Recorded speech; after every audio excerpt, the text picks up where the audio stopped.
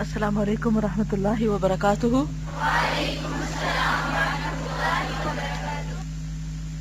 نحمده ونصلی علی رسولہ الکریم، اما بعد فاعوذ باللہ من الشیطان الرجیم، بسم اللہ الرحمن الرحیم، رب اشرح لی صدری ویسر لی امری واحلل عقدۃ من لسانی یفقہوا قولی۔ فصل 45، ایسی بلندی ایسی پستی الامان، یعنی کہاں انسان اپنی نیکی اور اطاعت کی وجہ سے اونچے مراتب حاصل کرتا ہے اور کہاں وہ اللہ کی نافرمانی اور ناراضگی کی وجہ سے سب سے نیچے جا گرتا ہے۔ معاصی کی ایک سزا یہ بھی ہے کہ گناہ انسان کو سفلا اور پست کر دیتے ہیں، حالانکہ انسان علو اور رفعت کے لیے پیدا کیا گیا ہے۔ علو کہتے ہیں بلندی کو، اور اس کی دلیل کیا ہے؟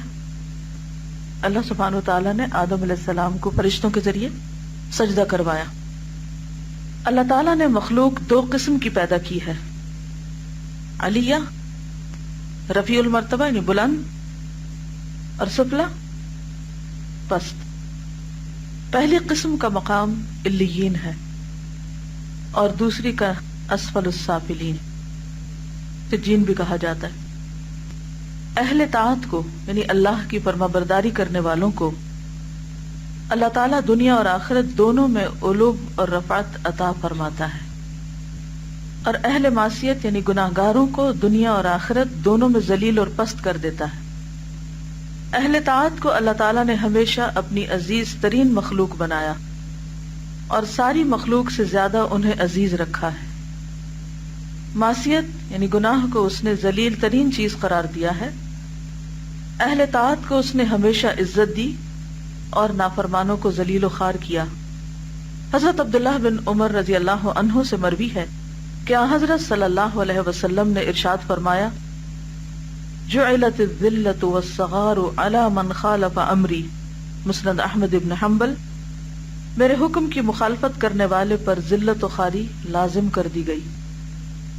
انسان جب گناہ اور اللہ کی نافرمانی کرتا ہے تو اپنے درجات سے نیچے گرتا چلا جاتا ہے، اپنے مقام سے نیچے آ جاتا ہے۔ کون کون یہ پسند کرتا ہے نیچے گرنا؟ واقعی سوچ کے جواب دیجئے۔ آپ دیکھیے کہ دنیا میں اگر انسان کے پاس کھانا نہیں، کپڑا نہیں، تو وہ بھی ایک تکلیف کی بات ہے، لیکن جب کسی انسان کو اس کے مرتبے سے نیچے گرایا جاتا ہے یا پھر اس کی ذلت اور حقارت اور توہین ہوتی ہے، اس کی انسلٹ ہوتی ہے، تو یہ چیز بھوکے اور ننگے رہنے سے بھی زیادہ انسان کے لیے دکھ اور الم کا سبب بنتی ہے، دنیا میں بھی، اور کہاں آخرت کی ذلت جو ہمیشہ کے لیے۔ تو اگر ہم چاہتے ہیں کہ ہم دنیا اور آخرت میں ذلیل اور رسوا نہ ہوں تو کیا کرنا ہوگا؟ گناہ چھوڑنے ہوں گے۔ گناہ کی پہچان کیا ہے؟ الاثم ما حاک فی نفسک، جو دل میں کھٹک جائے، اور مزید تفصیل کیا ہے اس کی؟ اور تو برا جانے کہ کہیں لوگوں کو پتہ نہ چل جائے، یعنی لوگوں کے سامنے وہ کام تم نہ کر سکو، چھپا کر کرو۔ تو بعض اوقات لوگوں سے چھپ کے ہم کام کر لیتے ہیں اور سمجھتے ہیں کہ ہم محفوظ ہیں۔ تو عزت اور ذلت کس کے ہاتھ میں؟ لوگوں کے نہیں، اللہ کے۔ تو کیا اس کو نہیں پتہ چلے گا؟ کیا وہ حساب نہ لے گا؟ کیا مقام کا تعین اس کے ہاتھ میں نہیں؟ اسی کے ہاتھ میں ہے۔ لہذا لوگوں سے زیادہ اس سے ڈرنا چاہیے جو ہر جگہ دیکھتا ہے۔ انسان جب گناہ اور اللہ کی نافرمانی کرتا ہے تو اپنے درجات سے نیچے گرتا چلا جاتا ہے، اور جو گناہ کرتا رہے گا، یعنی جتنا وہ اس گناہ کو کنٹینیو کرے گا، کرتا جائے گا، نیچے گرتا چلا جائے گا، تاکہ یعنی حتیٰ کہ وہ اسفل ترین درجے میں جا گرے گا۔ اور جب وہ طاعت اور عبادت سے اپنے کو مزین اور آراستہ کرے گا، درجہ بدرجہ بلند ہوتا چلا جائے گا، تاکہ یعنی وہ اعلیٰ علیین تک پہنچ جائے گا، اعلیٰ ترین مقام تک۔ کبھی کبھی ایسا بھی ہوتا ہے کہ ایک انسان اپنی زندگی میں ترقی اور رفعت کے کام انجام دیتا ہے، یعنی اچھے کام بھی کرتا ہے اور تنزل اور انحطاط کے بھی، غلط بھی کرتا ہے جو اس کو نیچے لے جاتے ہیں. ہوتا نا ایسے کہ ایک طرف ایک شخص بہت اعلیٰ درجے کی نیکیاں کر رہا ہوتا ہے، دوسری طرف کچھ غلط کام بھی کر رہا ہوتا ہے. اب وہ کہاں کھڑا ہوگا؟ اس صورت میں بھی اس کی شمولیت اسی جانب ہوگی جو جانب غالب ہوگی. اگر نیکی غالب ہے تو درجہ بڑا ہوگا، یعنی اس طرف جھکاؤ زیادہ ہوگا، اور اگر برائی غالب ہے تو اس طرف.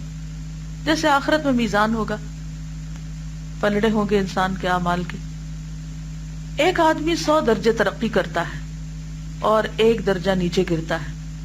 اس کا حال وہ نہیں ہے جو اس کے برعکس عمل کرنے والے کا ہے کہ 100 درجے نیچے گرتا ہے اور صرف 1 درجہ ترقی کرتا ہے. بعض لوگوں کو یہاں سخت مغالطہ ہو جاتا ہے. مغالطہ کس کو کہتے ہیں؟ غلط فہمی، کہ انسان کبھی کسی بڑے گناہ کی وجہ سے اس قدر نیچے گر جاتا ہے کہ مقام رفعت سے بہت دور جا پڑتا ہے. اتنا دور جیسے مشرق سے مغرب یا زمین سے آسمان. اب اس تنزل کے مقابلے میں وہ 1000 درجے ترقی کر جائے، اس کی تلافی ناممکن ہوتی ہے. جیسا کہ اس روایت سے معلوم ہوتا ہے، حضرت صلی اللہ علیہ وسلم کا ارشاد ہے، ان العبد لا يتكلم بالكلمة الواحدة لا يلقي لها بالا يهوى بها في النار ابعد ما بين المشرق والمغرب. صحیح بخاری. بندہ کبھی لاپرواہی کی وجہ سے کوئی ایک بات ایسی کہہ جاتا ہے جس کی وجہ سے وہ جہنم کے ایسے گڑھے میں پھینک دیا جاتا ہے جس کی گہرائی مشرق و مغرب کے فاصلے سے بھی زیادہ ہوتی. اس قسم کے تنزل یعنی ڈاؤن فال اور انحطاط کی تلافی کس بلندی اور کون سی ترقی سے ہو سکتی؟ یعنی کیا پتا ہم میں سے کسی نے ایسا کر دیا ہو تو اب کیا کرے؟ پھر بلندی کی طرف کیسے جائے؟ تلافی کیسے کرے؟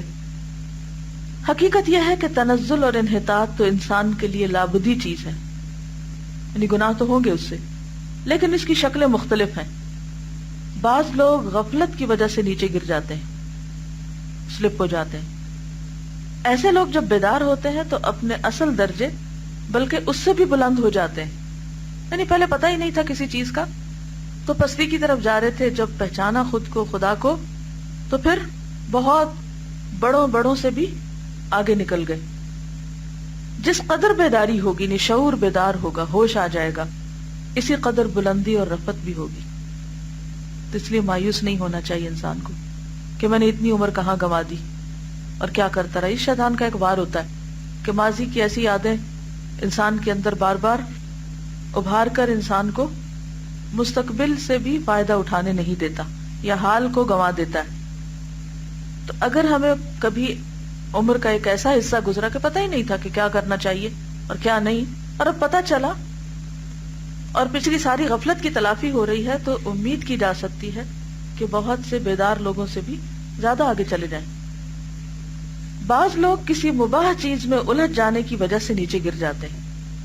یعنی وہ اعلیٰ درجے کا کام کر سکتے ہیں لیکن وہ معمولی درجے پہ یا فضیلت والا کام نہیں، بس ٹھیک ہے جائز کام ہے، اس میں پڑے رہتے ہیں. وہ حرام کی کیٹیگری میں نہیں آتا، گناہ میں نہیں آتا، مباح ہے، اٹس اوکے، لیکن ظاہر ہے کہ ثواب تو نہیں نا، فائدہ تو نہیں اس کا. طاعت و عبادت کا ارادہ ہی ان میں بیدار نہیں ہوتا. اس قسم کے لوگوں کی حالت مختلف ہوا کرتی ہے. جب اس قسم کے لوگ طاعت کی طرف رجوع کرتے ہیں تو کبھی وہ اپنی ترقی اور بلندی کے اصل درجے تک پہنچ جاتے ہیں، کبھی اس سے بھی بلند مقام تک، اور کبھی اس سے پیچھے رہ جاتے ہیں. کبھی ایسے لوگوں میں ہمت پہلے سے زیادہ آ جاتی ہے، کبھی یہ ہمت پست ہو جاتی ہے، اور کبھی ویسی ہمت آ جاتی جو پہلے تھی. ایسے ہوتا ہے نا، اوپر نیچے ہوتے رہتے ہیں. بعض لوگ معصیت اور صغیرہ یا کبیرہ گناہوں کی وجہ سے اصل درجے سے نیچے گر جاتے ہیں. ایسے لوگوں کے لیے اپنے اصل درجے تک پہنچنے کے لیے توبہ نصوح یعنی خالص توبہ اور انابت صادقہ ضروری. انابت ہوتا ہے اللہ کی طرف رجوع کرنا، صادقہ یعنی سچی، صحیح معنوں میں. یہاں اس بارے میں علماء میں اختلاف ہے کہ کیا توبہ کرنے سے گناہگار آدمی اپنے اصل مقام اور اصل درجے تک پہنچ سکتا ہے. کوئی مثال؟ جیسے آدم علیہ السلام تھے، یا یونس علیہ السلام، یا موسیٰ علیہ السلام، داؤد علیہ السلام، اور اس طور پر کہ گناہ کا اثر بالکل محو ہو جائے اور کسی قسم کا اثر بھی باقی نہ رہے، یا وہ اپنے اصل مقام اور اصل درجے تک پہنچ ہی نہیں سکتا، اور توبہ کا اثر صرف اس قدر ہے کہ عقوبت اور سزا اس سے ساقط ہو جائے گی، تقرب کا درجہ جو اس نے کھو دیا ہے وہ حاصل ہی نہیں ہو سکتا۔ تو اس بارے میں اختلاف ہے، بعض کہتے ہیں کہ نہیں وہ واپس اصل مقام پہ چلا جائے گا، اور بعض کہتے ہیں کہ نہیں۔ تو ابھی دیکھتے ہیں کیا لکھتے ہیں علماء، اس بارے میں مختلف رائے رکھتے ہیں۔ بعض کہتے ہیں کہ انسان جن اوقات میں گناہ کرتا ہے ان میں وہ طاعت و عبادت میں مشغول رہ کر ترقی کے چند مدارج اور طے کر سکتا تھا، اس کے اندر ترقی مدارج کی استعداد اور قابلیت موجود تھی، یعنی اوپر جانے کی صلاحیت تھی، اس لیے وہ اپنے سابق صالح اعمال اور نیکیوں کے ساتھ ترقی کر سکتا تھا، آگے بڑھ سکتا تھا۔ اس کی مثال یوں سمجھے کہ ایک انسان روزانہ اپنے مال کے ذریعے تجارت کرتا ہے، مال جس قدر زیادہ ہوتا ہے زیادہ منفعت حاصل کرتا ہے، یعنی نفع ہوتا ہے، پروفٹ ہوتا ہے۔ معصیت، گناہ یا تعطل کے زمانے میں یہ ترقی اور منفعت اپنے اعمال صالح اور اصل رأس المال کے ساتھ رک جاتی ہے۔ مثلا ایک شخص کی دکان ہے، روز جاتا ہے، روز نفع کماتا ہے، سنڈے کو دکان بند کر دیتا ہے، تو کیا ہوتا ہے؟ اس دن بھی اس کو وہی پروفٹ ملتا ہے؟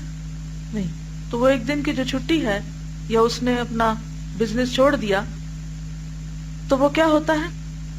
اگر دکان میں کچھ اور نہیں گھسا تو وہ مال جو اس کا ہے وہ وہیں رکھا ہوا ہے، جب اگلے دن جا کے وہ کھولے گا، پھر نیا بزنس کرے گا، پھر پروفٹ شروع ہو جائے گا، لیکن ایک دن کے گیپ آنے سے وہ عمل وہیں پر رکا رہا۔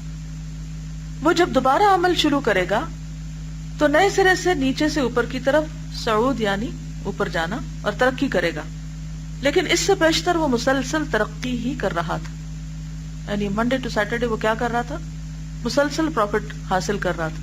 سنڈے کو جب کلوز کیا تو وہاں رک گیا، اگر نہ رکتا تو کتنی ترقی کرتا؟ ترقی دوبارہ عمل شروع کرنے پر ہوئی، مگر ظاہر ہے کہ ان ہر دو ترقیوں میں زمین اور آسمان کا فرق ہے۔ ایک سے جو 7 days a week کام کرتا ہے اس کا پروفٹ کچھ اور ہے، اور 6 days کام کرنے والے کا کچھ اور ہے۔ تو ایک دن اس کا جو مس ہوا اس کی وجہ سے بہرحال اس کا لاس ہوا۔ بعض علماء اس کی تمثیل یوں پیش کرتے ہیں، یعنی مثال یوں دیتے ہیں کہ 2 آدمی 2 الگ الگ زینوں پر چڑھتے چلے جا رہے ہیں۔ زینے کس کو کہتے ہیں؟ سیڑھیوں کو۔ ان میں سے ایک کچھ نیچے اتر گیا اور اس نے پھر چڑھنا شروع کیا۔ ظاہر ہے جو اترا نہیں وہ آگے ہی ہوگا، اور جو اترا وہ ہمیشہ نیچے ہی رہے گا۔ یہ بات بالکل صاف ہے، فرق پڑتا ہے نا۔ ایک کو سڑک پہ جاتے ہوئے ریڈ اشارہ مل گیا اور دوسرے کو گرین لائٹ ملی، ایک آگے نکل گیا اور دوسرا پیچھے رہ گیا۔ یہ الگ بات ہے کہ اوور سپیڈنگ کر کے پھر وہاں جا پہنچے، لیکن گاڑیوں کے معاملے میں تو پھر بھی لوگ اوور سپیڈنگ کر لیتے ہیں، لیکن نیکی کے معاملے میں وہ اپنے سے نیچے والوں کو دیکھ دیکھ کے خوش ہوتے رہتے ہیں کہ ہم بہت اچھے ہیں۔ شیخ الاسلام امام ابن تیمیہ نے اس بارے میں ایک نہایت ہی عمدہ فیصلہ کیا جسے تسلیم کیے بغیر چارہ ہی نہیں۔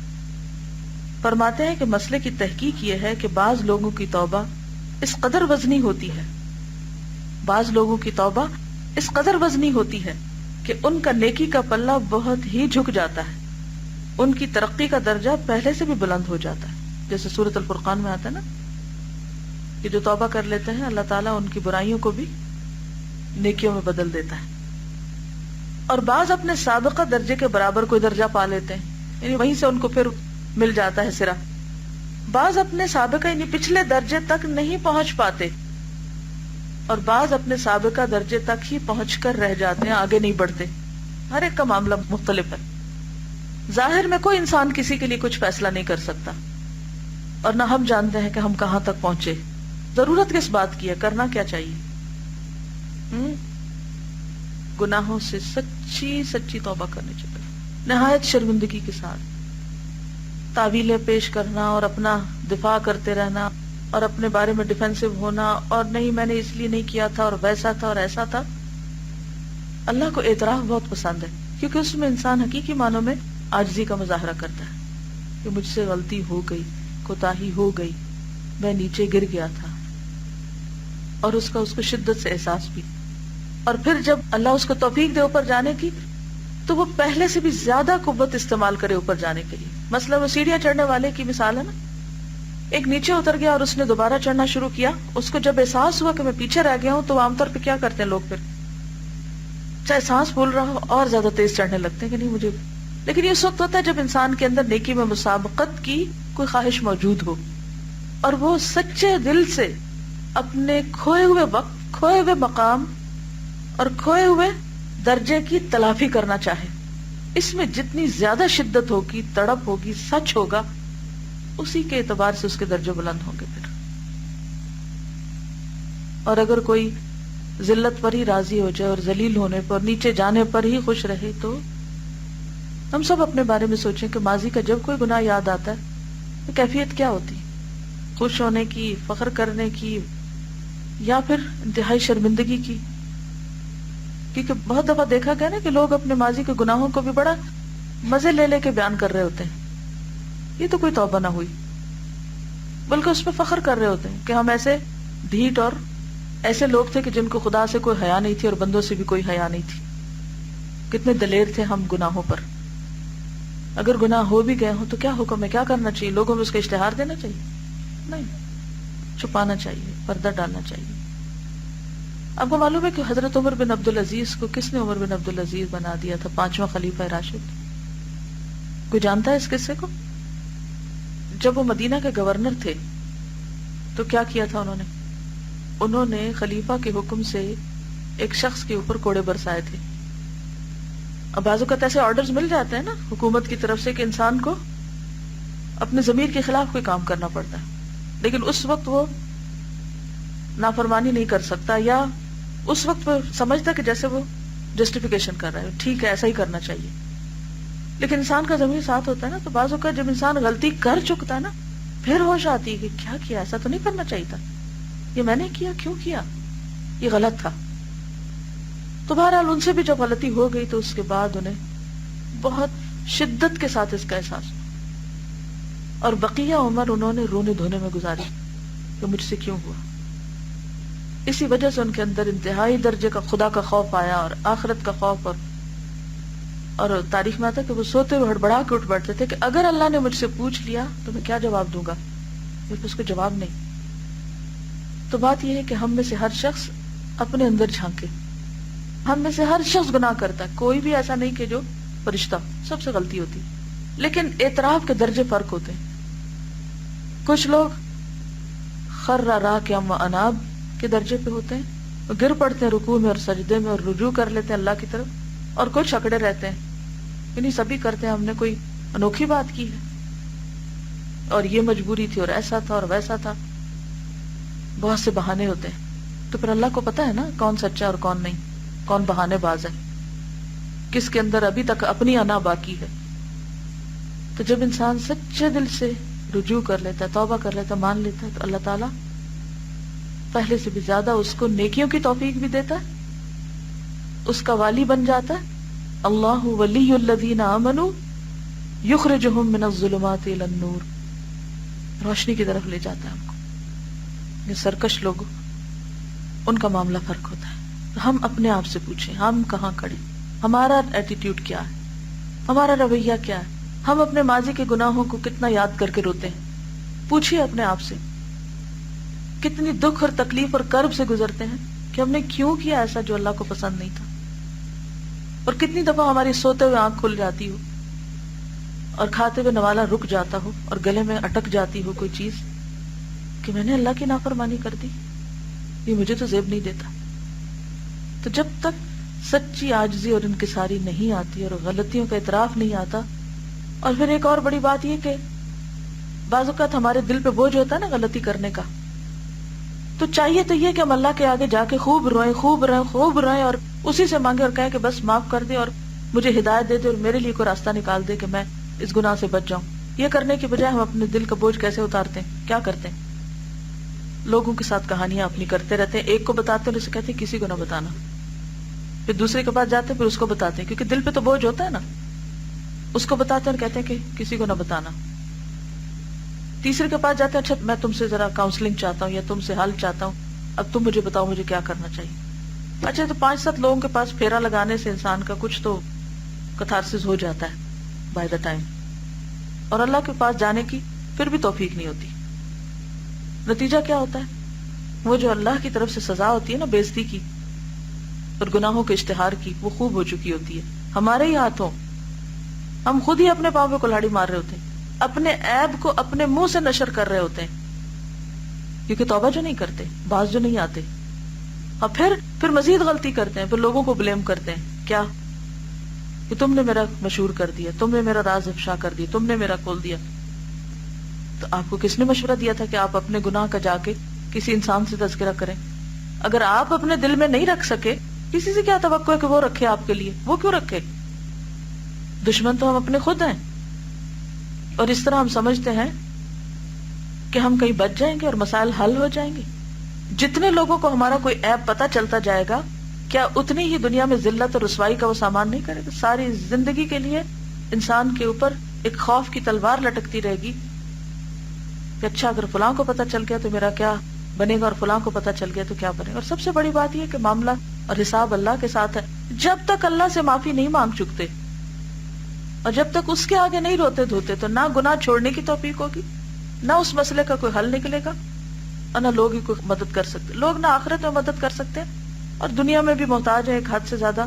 اس کے اندر صلاحیت ہی نہیں ہے. اگر آپ کسی بڑے سے بڑے انسان سے یہ توقع رکھیں نا کہ وہ واقعی آپ کے کام آ جائے اور آپ کو پکڑ کے کسی کنارے پار لگا دے، تو نہیں کر سکتا کوئی جب تک اللہ کا اذن نہ ہو. اپنے ماں باپ نہیں کر سکتے، بہن بھائی نہیں کر سکتے، عزیز قریب دوست ولی حمیم کوئی نہیں کچھ کر سکتا. ایک ہی ہستی ہے، صرف ایاک نعبد و ایاک نستعین اہدنا الصراط المستقیم صراط الذین انعمت علیہم غیر المغضوب علیہم ولا الضالین. کتنی دفعہ اللہ موقع دیتا ہے دن میں کہ اس کے آگے ہاتھ باندھ کے کھڑے ہوں اور سوچ کے شعوری طور پر ان کلمات کو دہرائیں، اور جن پہ اللہ کا انعام ہو گیا، جن کے درجات بلند ہو گئے، ان کے راستے پہ ہم بھی چل پڑے. صرف وہ کر سکتا ہے. یہ لکھتے ہیں ابن القیم، میری رائے میں یہ کمی بیشی اور اختلاف مدارج یعنی درجات کا اختلاف ہر ایک کی توبہ اور انابت اور استغفار کی کیفیت کی بنا پر ہے. بات وہی ہے جو ابھی ہوئی کہ اصل چیز ہے کہ استغفار کی، اور کس طرح کی استغفار کی، کیسی توبہ کی کہ انسان سجدے سے سر نہ اٹھائے جب تک یقین نہ ہو جائے دل کو، اور کوئی آ کے سرگوشی نہ کر دے کہ معاف کر دیے گئے. گناہگار بندہ جب اپنے معاصی کی وجہ سے شرمندہ اور شرمسار ہوتا ہے، اور اس میں ذلت و خواری، عاجزی اور انکسار، خاکساری و فروتنی، خضوع و خشوع، رجعت الی اللہ، اجتناب معاصی، خوف و خشیت اور تضرع و زاری کی خاص کیفیت پیدا ہو جاتی ہے. اور یہ کیفیت ہر شخص محسوس کر سکتا ہے، اس کا دل گواہی دے گا. کوئی نہیں بتا سکتا کہ آپ کی توبہ قبول ہوگی کہ نہیں. آپ کے اندر سے آواز آئے گی. یہ چیزیں کبھی کسی کے اندر پوری قوت سے نمود کرتی ہیں، جس سے توبہ کرنے والا اس درجے سے بھی آگے نکل جاتا ہے جہاں وہ گناہ کرنے سے پہلے تھا. آپ نے دیکھو کہ جیسے ایک بال ہوتی ہے نا، تو جب وہ آپ اس کو آہستہ سے زمین پہ مارتے تو کیا ہوتا ہے؟ وہ اتنی اونچی آتی ہے. اور جب آپ زور سے مارتے تو کیا ہوتا ہے؟ اونچی جاتی ہے. جتنی زور سے مراد یہ کہ جتنی شدت کے ساتھ آپ اللہ کے آگے جھکتے ہیں، جتنی زیادہ صداقت کے ساتھ توبہ کرتے ہیں، اتنے ہی زیادہ درجوں میں بلندی ہوتی ہے، حتیٰ کہ انسان پہلے سے بھی زیادہ اوپر جاتا ہے. لیکن کوئی خود کو توڑے تو صحیح. تو توبہ کرنے والا اس درجے سے بھی آگے نکل جاتا ہے جہاں وہ گناہ کرنے سے پہلے تھا، اور گناہ کرنے سے پیشتر وہ جس درجے کا نیک تھا اس سے کہیں زیادہ نیک بن جاتا ہے. اور کئی لوگوں کی زندگی میں ایسی چیزیں نظر بھی آتی. کوئی مثال یاد آ رہی؟ عبداللہ بن مبارک، عمر رضی اللہ تعالیٰ عنہ، فضیل بن ایاز، خالد بن ولید، کعب بن مالک، بہت ساری مثالیں تاریخ میں. انعمت علیہم. ایسے آدمی کے حق میں گناہ ایک رحمت بن جاتا ہے. گناہ سے قبل اس کا قلب غرور آشنا تھا، مغرور تھا. عجب اور نخوت اس کے اندر بھری ہوئی تھی. عجب یعنی خود پسندی میں مبتلا تھا. خود پسندی. اسے اپنے نفس پر اعتماد تھا، اپنے اعمال پہ تکیہ اور بھروسہ تھا. گناہ کی وجہ سے یہ تمام برائیاں ختم ہو جاتی، اور اب وہ اپنے مولا سید آقا کی چوکھٹ پر اپنی پیشانی ٹیک دیتا ہے اور عاجزی اور انکسار، فروتنی اور خاکساری کے ساتھ اپنے رخسار اس کی دہلیز پر رگڑنے لگتا ہے. یعنی سجدہ بھی اس کا واقعی معنوں میں سجدہ ہوتا ہے، حقیقی معنوں میں سجدہ ہوتا ہے. اللہ کی قدر و منزلت پہچاننے لگتا ہے. اپنی محتاجی اور بے کسی اور بے بسی کا اعتراف اپنے قلب کی گہرائیوں سے کرنے لگتا ہے. اپنی حفاظت اور عفو و ترحم یعنی رحم کرنا، مغفرت و نجات کے لیے اپنے کو اپنے سید و مولا اور خالق کا سراسر محتاج سمجھنے لگتا ہے. کتنی دفعہ ایسا ہوا، اپنے آپ سے پوچھئے کہ جب آپ نے یہ آیت پڑھی ہو کہ یغفر لمن یشاء ویعذب من یشاء، تو آپ کے اندر ایک سرد لہر دوڑ گئی کہ ہر چیز کا مالک تو وہ ہے، میرے کرنے سے کیا ہوتا ہے، کس کے پاس جا سکتی ہوں جب تک وہ نہ معاف کرے. فیصلہ تو سراسر اس کا ہے، جس کے ساتھ جو جی چاہے کرے. ایسی باتیں پڑھ کر عام طور پر ہم بحث مباحثے میں پڑ جاتے ہیں یا پھر تکیہ کر لیتے ہیں کہ ٹھیک ہے معاف تو اس نے اپنی مرضی سے کرنا، پھر ہم بھی جو جی چاہے کریں. یہ تھوڑی معنی ہے اس کا. تو انسان کے اندر یہ جو احساس آتا ہے نا کہ پھر کیا ہوگا اگر معافی نہ ہوئی، کیا میں وہ ساری سزائیں بھگت سکتی ہوں جو اس نے اپنے نافرمان بندوں کے لیے رکھی، تو کیا بنے گا. تو یہ چیز انسان کے اندر اور ایک محتاجی اور بے بسی کی کیفیت لاتی ہے. اس کے قلب سے سولت و تمکنت اور عبادت و اطاعت کا غرور جو پہلے تھا ختم ہو جاتا ہے. وہ جو اپنے آپ کو بڑا نیک سمجھتا تھا کہ ہاں میں تو بہت اچھے اچھے کام کر رہا ہوں، جب ایسے ہی انسان سے کوئی گناہ ہوتا ہے تو پھر اس کو اور شدت سے احساس ہوتا ہے کہ کیا تھی میری نیکی، اگر میں واقعی اتنا نیک تھا تو یہ گناہ کیوں کرتا. تو جو سچا توبہ کرنے والا ہوتا ہے اس کے اندر یہ احساس جم جاتا ہے کہ میں کچھ نہیں ہوں اور میری نیکی اور عبادت اور تقوی اور ان سارے بڑے بڑے کاموں کی کوئی حیثیت نہیں ہے. تو یہ گناہ اس کے حق میں ایک رحمت بن جاتا ہے جب وہ پہلے سے زیادہ پھر اللہ کے قریب ہو جاتا ہے.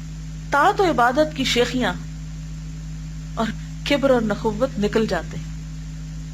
ہوتا ہی نا کہ جب انسان نیا نیا دین کی طرف آتا ہے نا اور کوئی اچھے اچھے کام کرنے لگتا ہے تو ابھی اتنا جماع تو ہوتا نہیں، تو اس کے اندر کیا احساس آنے لگتا ہے، میں بہت اچھا ہو گیا ہوں باقی لوگوں کے مقابلے میں.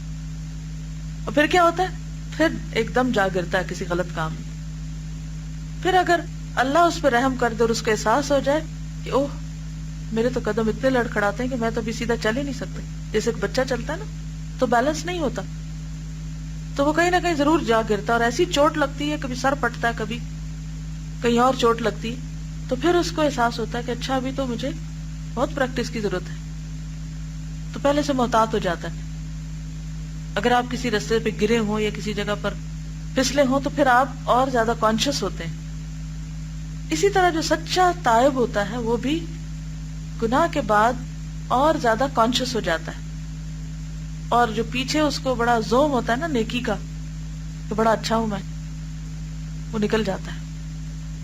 لیکن کچھ لوگ ان پہ الٹا ری ایکشن ہوتا ہے، وہ پہلے سے بھی زیادہ اصرار کرتے ہیں اپنے گناہ پر اور اپنی غلطی پر، اور یہیں سے پھر وہ شیطان کے دوست بن جاتے ہیں. شیطان نے یہی تو کیا تھا، خود بینی، اپنے آپ کو دیکھنا، ہر چیز میں اپنا آپ ہی یاد آنا، اور خود ستائی کا بت پاش پاش ہو جاتا ہے، اور خطاکاروں گناہگاروں کی صف میں آ کر اپنے رب کے سامنے کھڑا ہو جاتا ہے، اور شرم اور ندامت اور خوف و رجا کے ساتھ اس کے آگے سر جھکا دیتا ہے، لرزتے ہوئے کانپتے ہوئے اپنے کو حقیر و ہیچ اور اپنی طاعتوں اور عبادتوں کو لا شیء یعنی کوئی چیز نہیں، نتھنگ، لا شیء محض اپنے گناہوں کو بھاری اور وزنی جرم سمجھ کر اس کے سامنے سر خم کر کے کھڑا ہو جاتا ہے، یعنی شرمندگی کے ساتھ، اور اپنی جان کو سراسر ناقص، ناچیز، ناپاک، ناکارہ اور بدترین خلائق سمجھنے لگتا ہے، اور اپنے رب کو ہمہ قسم کے کمالات اور حمد و ثنا کا واحد مستحق سمجھتا ہے. اور یہی شخص سچے معنوں میں کہتا ہے الحمدللہ رب العالمین، کہ حمد کے لائق تو دراصل اللہ ہی ہے جو رب العالمین ہے. پھر وہ اپنی تعریف کا بھوکا نہیں رہتا، اس کے لیے نہیں دوڑتا، اس کے لیے نہیں بھاگتا، کیونکہ اسے پتہ چل جاتا ہے کہ وہ تو خطا کار ہے، غلطیوں کا مارا ہوا ہے. اور اصل تعریف تو صرف اللہ کی ہے جو ہر خطا اور ہر عیب سے پاک ہے. سبحان ربی العالی. اور اسی کو اپنا حاجت روا ماننے لگتا ہے، اور اس طریقے سے انسان کا اللہ سے صحیح معنوں میں تعلق قائم ہو جاتا ہے. سارے چیپٹر کا خلاصہ کیا ہے؟ کیا سمجھ آئیے؟ سچی توبہ درجات بڑھانے میں مدد دیتی ہے، اور انسان خود کوئی چیز نہیں، جو بھی نیکی کی توفیق ہے بس وہ اللہ کی طرف سے ہی ہے. مجھے جو بات سمجھ آئی ہے وہ یہ کہ اعتراف گناہ جو ہے وہ اللہ تعالیٰ کو بہت ساری نیکیاں کرنے سے بھی زیادہ پسند ہے. کیونکہ ہم یہ جو سوچتے ہیں کہ ہم یہ کر رہے ہیں یا یہ کر لیں گے، اور یہ پتہ نہیں کیا پہاڑ کھڑے کر لیے ہم نے نیکیاں کر کر کے، یہ بھی ایک ڈسپشن ہے اور غرور ہی کا ایک دوسرا راستہ ہے. اور نیکیوں کی خوش فہمی سے زیادہ غلطیوں کے اعتراف کی طرف توجہ ہونی چاہیے. جی بالکل، یعنی اللہ کی رحمت کے تصور نے ہمیں عاجزی سے زیادہ گناہوں پہ اصرار سکھا دیا ہے. جی اگر واقعی حقیقی معنوں میں ہماری اپنے گناہوں کی طرف توجہ ہو جائے نا، تو شاید دوسروں کی غلطیاں ہمیں بہت نظر بھی نہ آئیں. کیونکہ جیسے انہوں نے کہا نا کہ ہم دوسروں کے بارے میں تو عام طور پہ بہت ججمنٹس دیتے رہتے ہیں، کیونکہ فرصت بہت ہے نا، اپنے ساتھ مشغولیت نہیں ہے، اپنا آپ دیکھنے کا احساس نہیں ہے.